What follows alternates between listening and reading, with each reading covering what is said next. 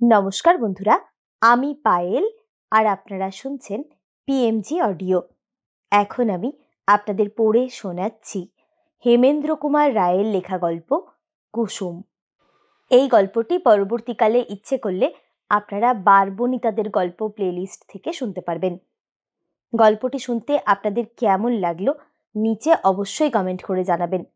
আর যেসব বন্ধুরা এখনো সাবস্ক্রাইব করেননি তাদের যদি নিত্য নতুন স্বাদের বাংলা অডিও স্টোরি শুনতে ভালো লাগে তাহলে চটপট সাবস্ক্রাইব করুন পিএমজি অডিও। আর আপনাদের ভালো লাগার গল্পগুলো শেয়ার করে নিন পরিচিত বন্ধুবান্ধব বা আত্মীয় স্বজনের সঙ্গে যারা আপনার মতোই বাংলা অডিও স্টোরি শুনতে ভালোবাসেন। এছাড়াও যে সমস্ত বন্ধুরা আমার লেখা ভালোবাসেন তারা সাবস্ক্রাইব করতে পারেন আমার নতুন চ্যানেল গল্প কথা বাই পায়েল। শুরু করছি আজকের গল্প কুসুম। যে পতিতা জীবনের ক্ষণিক ভুলে নয়, বিধাতার বিধানে সে পতিতা। পাকের ভিতরে পদ্মের মতোই কুসুম ফুটে উঠেছিল। ঘরে ঘরে সন্ধ্যাদীপ জ্বলে ওঠার আগেই পথের ধারের বারান্দায় কুসুম তার রূপের প্রদীপ উজ্জ্বল করে বসে থাকত। তার প্রাণ তখন কাঁদত, মুখ হাসত। রাস্তার লোকগুলো যেন ঊর্ধ্বমুণ্ডু ব্রত গ্রহণ করেছে, সকলের চোখ তার উপরে।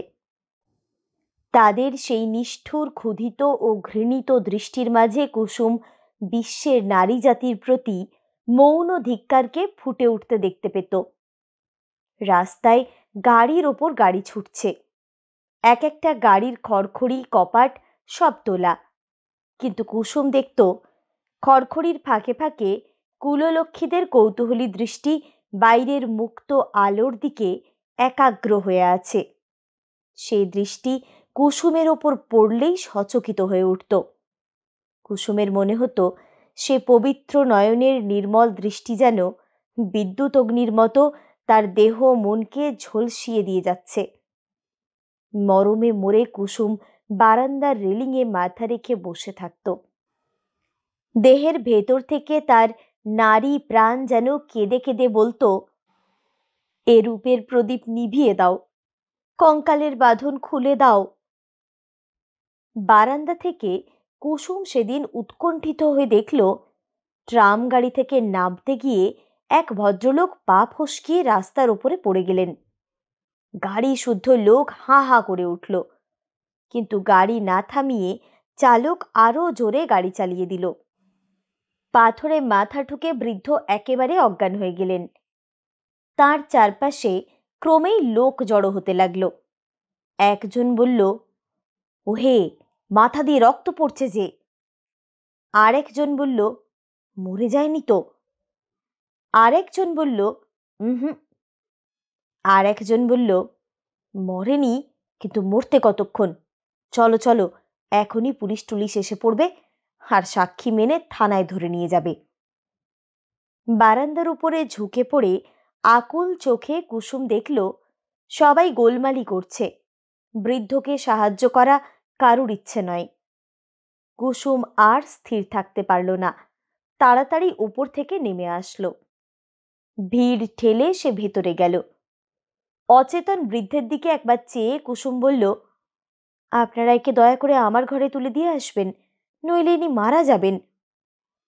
3-4টে লোক ছুটে এলো। ভিড়ের ভিতরে ফিস ফিস করে একজন বলল, বুড়োটার কে রে? আর একজন বলল, তার ভালো করে বুঝতে পারছো না ম্যাড়াকান্ত? সে একটা অর্থপূর্ণ ইশারা করল। অনেকেই হো হো করে হেসে উঠল। কুসুম সেসব কথা কানেও তুলল না, চোখ নামিয়ে সে মাটির দিকে তাকিয়ে রইল। 4জন লোকে ধরাধরি করে বৃদ্ধকে তুলে ধরল। তখনও তার জ্ঞান হয়নি, মাথায় রক্ত পড়াও বন্ধ হয়নি। তার মুখ একদিকে হেলে আছে, হাত দুখানি অসহায়ভাবে দুদিকে ঝুলে পড়েছে। কুসুম আস্তে আস্তে হাত দুটি আবার বৃদ্ধের বুকের উপর তুলে দিল। পেছন থেকে কে একটা অসভ্য উচ্চ কণ্ঠে বলে উঠল, যত্ন করবার এমন মনের মানুষ পেলে আমিও বাবা দিনে 200 বার ট্রাম থেকে পড়ে যেতে রাজি আছি। 1 রাত 1 দিন গেছে, বৃদ্ধ তেমনই অজ্ঞান। কুসুম একরকম খাওয়া দাওয়া ভুলে তার সেবা শুশ্রূষা করছে। সে নিজের কাপড় ছিঁড়ে বৃদ্ধের ক্ষতস্থানে বেঁধে দিয়েছে। রাত ভোর জেগে বিছানার পাশে বসে তাকে পাখার হাওয়া করছে। বাড়ির তলায় একজন ডাক্তার থাকতো। কুসুম তাকে ডেকে আনিয়েছিল। কিন্তু সকাল গেল, বিকেল গেল, কই রোগী তো এখনো চোখ মেলে চাইলেন না। কুসুম ভাবনায় পড়ল। সন্ধ্যের সময়ে বৃদ্ধের গায়ে হাত দিয়ে কুসুম দেখল গা যেন আগুন। ভয় পেয়ে তখনই সে চাকরকে একজন নামজাদা ডাক্তার ডেকে আনতে বলল। ডাক্তার এলো। সে বয়সে যুবক, সবে বিলেত থেকে ফিরেছে। পরীক্ষার পর ডাক্তার বলল, এর অবস্থা বড় ভালো নয়। কুসুম কাতরে বলল, তবে কি হবে? ভালো করে চিকিৎসা হলে বিশেষ কোনো ভয় নেই। রোগীর মাথায় ব্যান্ডেজ বেঁধে ও প্রেসক্রিপশন লিখে ডাক্তার উঠে দাঁড়ালো। কুসুম ডাক্তারের হাতে ভিজিটের টাকা কটা গুঁজে দিল। আঙুল দিয়ে টাকাগুলো অনুভব করতে করতে কুসুমের দিকে চেয়ে ডাক্তার বলল, ইনি তোমার কে? কুসুম কি উত্তর দেবে ভাবছে, কিন্তু তার আগেই ডাক্তার আবার বলল, ইনি বুঝি? ডাক্তার কি বলবে সেটা আগে থেকেই আন্দাজ করে তার কথা শেষ হতে না হতেই কুসুম সবেগে মাথা নাড়া দিয়ে বলে উঠল, না না না। তবে কুসুম অল্প দু চার কথায় সব বুঝিয়ে দিল। ডাক্তার খানিকক্ষণ কি ভাবল, তারপর বলল, দেখো তুমি এক কাজ করো, একে কাল সকালেই হাসপাতালে পাঠিয়ে দাও। সেখানে ভালো চিকিৎসাও হবে, আর হঠাৎ কিছু হলে তোমারও কোনো দায় দোষ থাকবে না। দরজার কাছে দাঁড়িয়ে একজন প্রৌঢ়া স্ত্রীলোক ডাক্তারের কথা এক মনে শুনছিল। এখন হঠাৎ সে ঘরের ভেতরে ঢুকে বলল, আমিও তাই বলি ডাক্তারবাবু, দেখো দেখিনি কোথাকার আপদ কার ঘাড়ে এসে পড়ল। ও ছুরির মতিচ্ছন্ন হয়েছে, আমার কথাতে কিছুতেই ও কান পাতবে না। আপনাদের 5 জনের দয়ায় কোনো রকমে 2 টাকা 5 টাকা ঘরে আসে, তাও হ্যান রে ত্যান রে, রুগী রে, ডাক্তার রে, ওষুধ রে, পথ্যি রে। ভালো মানুষের কি ওসব পোষায় না ভালো দেখায়? তা তুই? কোনো রকমে উত্তরের অপেক্ষা না রেখে আপন মনে সে গড়গড় করে বলে যাচ্ছিল। কিন্তু কুসুম অন্ধকার থেকে বলে উঠল, মা তুই থাম বলছি। থামবো? কেন থামবো? হক কথা বলবো তা। ফের যদি ক্যাচক্যাচ করবি মা, তাহলে এই ঘটি দিয়ে। বলতে বলতে কুসুম জলের ঘটির দিকে হাত বাড়ালো। কুসুমের মা ভয় পেয়ে ঘর থেকে বের হয়ে নিচে নেমে গেল এবং সেখান থেকে অকথ্য ভাষায় মেয়েকে গালি দিতে লাগলো। সেদিকে কান না পেতে কুসুম ডাক্তারকে বলল, এর জ্ঞান হবে কখন? ডাক্তার এতক্ষণ চুপটি করে কি এক চোখে কুসুমের দিকে চেয়েছিল। তার প্রশ্ন শুনে বলল, আজ রাতেই জ্ঞান হতে পারে, তবে বলাও যায় না। তারপর হাত বাড়িয়ে বিছানার ওপর থেকে টুপিটা তুলে নিয়ে বলল, তবে আমি এখন চললুম, আসুন। কুসুম ডাক্তারকে নমস্কার করল। যেতে যেতে হঠাৎ দাঁড়িয়ে পড়ে ডাক্তার বলল, দেখো তোমার ভিজিটের টাকা ফিরিয়ে নাও। কুসুম বিস্মিত স্বরে বলল, কেন? ডাক্তার স্নিগ্ধ চোখে কুসুমের চকিত চোখের দিকে চেয়ে শুধু বলল, না। কুসুম অত্যন্ত সন্দেহ ও বিরক্তির সঙ্গে বলল, কেন নেবেন না বলুন আপনি।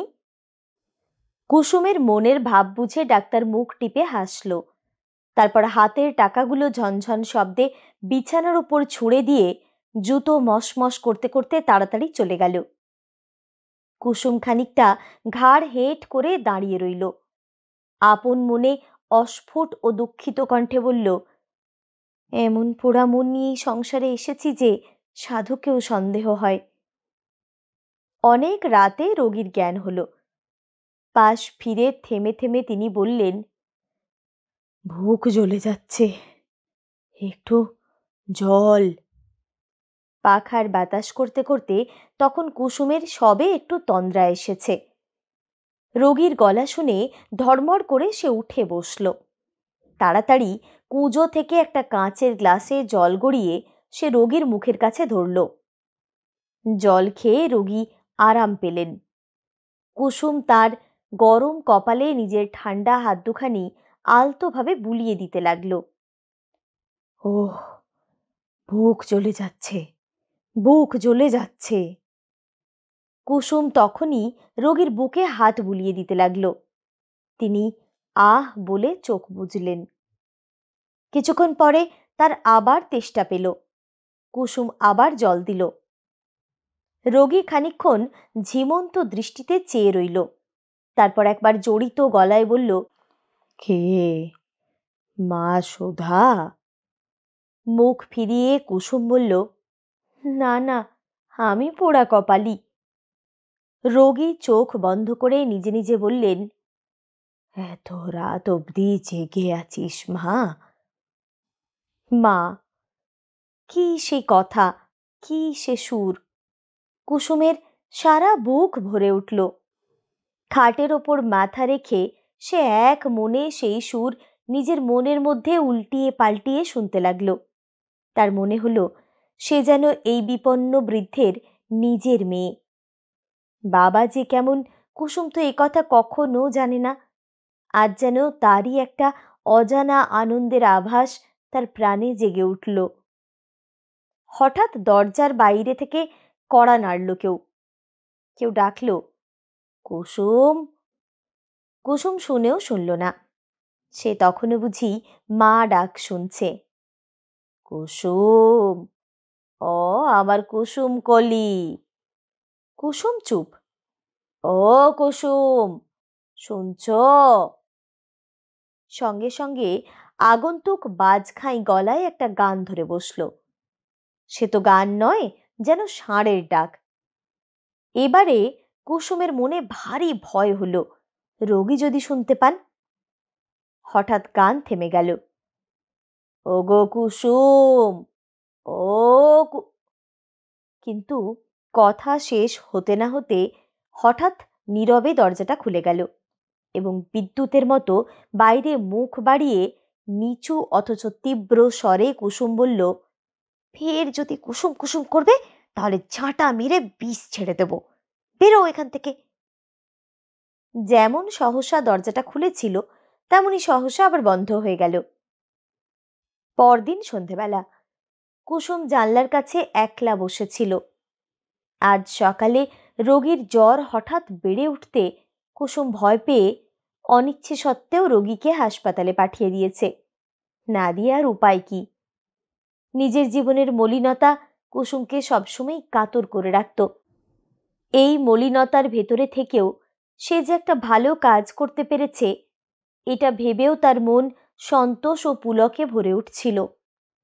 আর রোগীর উপরে তার কেমন একটা মায়াও পড়ে গিয়েছিল। রোগীর সেই রোগ কাতর মুখখানি এখনো তার প্রাণের ফাঁকে ফাঁকে উকি মারছিল। দিনের ভেতরে 4-5 বার চাকরকে পাঠিয়ে কুসুম রোগীর খবর নিয়েছে। জেনেছে যে রোগীর বাড়ির লোকেরা কেমন করে যেন সংবাদ পেয়ে হাসপাতালে এসেছে।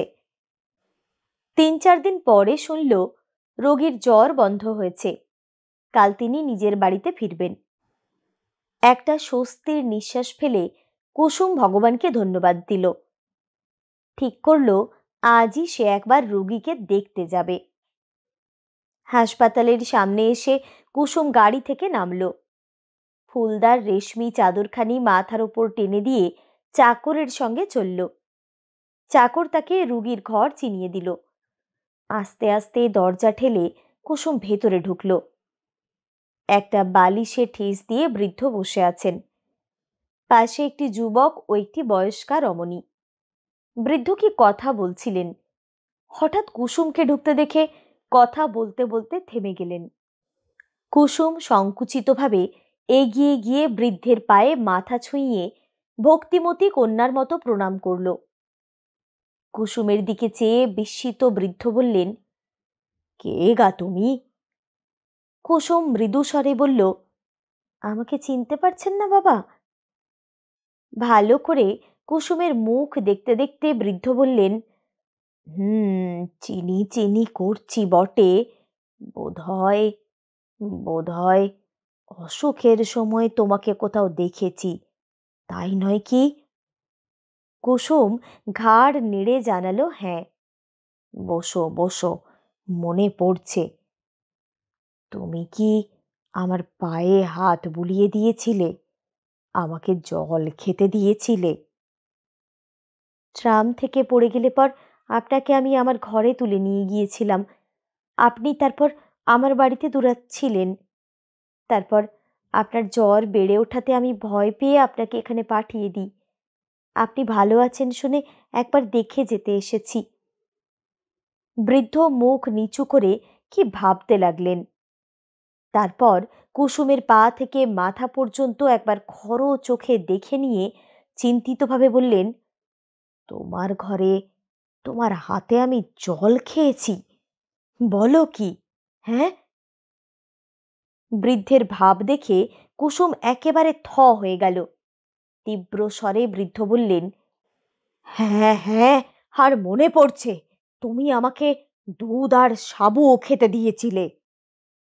একটু থেমে হঠাৎ বিছানার উপরে সোজা হয়ে বসে উগ্র কণ্ঠে তিনি আবার বলে উঠলেন, গণিকা তুই জানিস আমি ব্রাহ্মণ?